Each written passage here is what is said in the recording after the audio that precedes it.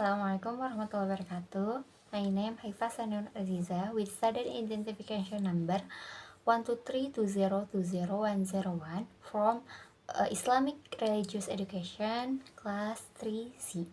Here I will discuss or answer the final exam question for the English for Islamic School. In this video, titled Women and Sharia Law, discuss the misconceptions surrounding Sharia law and its application, particularly regarding women. It highlights that the Quran mandates equal punishment for men and women who commit the same crimes, contradicting the common perception of Sharia as being overly harsh on women. The video also addressed the issue of Sharia implementation in various countries, emphasizing that its application often reflects cultural bias rather than true Islamic principle. It concludes by acknowledging the successful application of Sharia principle in certain financial institutions, demonstrating their potential for positive impact.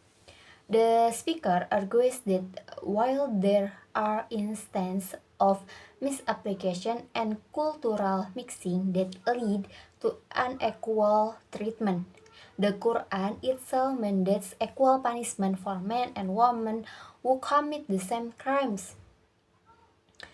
The speaker also criticized the way Sharia law is often imposed by ruling elites without the consent of the people, leading to a sense of injustice and lack of sovereignty.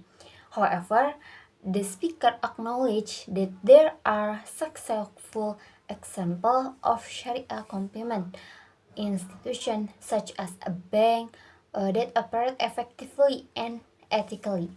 The video highlights the importance of understanding Sharia law in its true context and avoiding generalization based on misapplication and cultural influence. It also emphasizes the need for greater transparency and democratic participation in the implementation of religious law. Opinion on the video Women and Sharia Law. The video Women and Sharia Law presents a nuanced perspective on a topic that is often oversimplified and misrepresented. Here are some key opinions derived from the description of the video. 1. Misconception about Sharia law. The video effectively addressed common misconceptions surrounding Sharia law, particularly its treatment of women, by highlighting that the Quran mandates equal punishment for men and women who commit the same crimes. It challenged the stereotype that Sharia is inherently oppressive to women. This is an important clarification that can help foster a more informed discussion about Islamic law. 2. Cultural bias in implementation.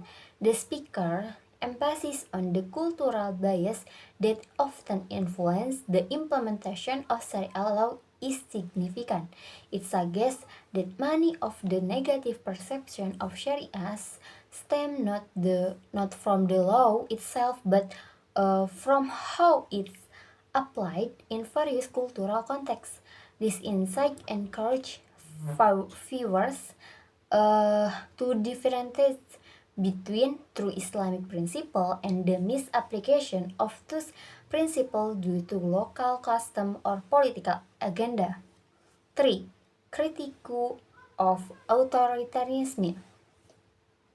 The criticism of how Sharia law is often imposed by ruling elites without public consent raise important questions about justice and sovereignty.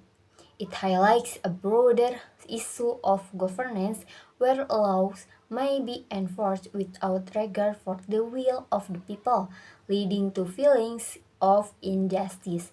This critique invites a discussion on the importance of democratic participation in legal framework, including religious law. 4. Positive example of Sharia compliance. The acknowledge of successful Sharia compliant institutions such as a bank showcase the potential for positive outcomes when Sharia principles are applied ethically and effectively. This aspect of the video serves to balance the narrative by illustrating that Sharia can be contribute positively to society when implemented correctly. 5. Call for understanding and transparency. Finally, the video underscores the necessity for a deeper understanding of Sharia law within its proper context.